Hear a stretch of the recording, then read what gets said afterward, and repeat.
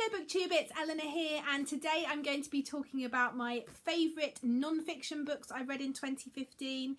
I wanted to read more non-fiction than I did this year. Towards the end of the year I've really enjoyed reading, and that is really to the credit of Olive, who did non-fiction November and really got me thinking about reading non-fiction again.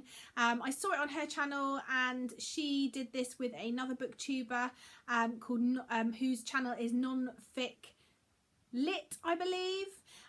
But it was Olive's channel that I saw this on, and I'm so thankful to her because she's really set me on a path to reading more non-fiction, and I've really enjoyed it.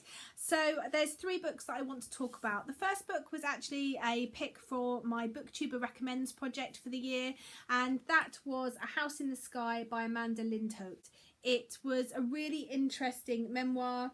It's a memoir from Amanda Lindholt. It's about her kidnapping in Somalia, and it's about her life leading up to that and her life after, and the time that she spent in captivity, and it's a really moving story. Next up is probably my favourite non-fiction book this year, and that's In Order to Live by Yomi Park. I absolutely loved this book. This is Yomi's story about defecting from North Korea. It's powerful and it's moving. It's one of those books that it doesn't pack its hardest punch until the last chapter, when I was bawling like a baby and couldn't stop. It was so interesting. I didn't know anything about North Korea. It really opened my eyes and taught me a lot about the country and a lot about the struggles that people are going through, and the struggles of just escaping from a country. You know, I never think about it. I've got a passport, I get on a plane, I go on holiday, I go places. These people just can't do that, and it's horrendous what Yomi and her family went through, and I think it's a really important story to read. And then my third favourite of this year was Smoke Gets in Your Eyes by Caitlin Doughty.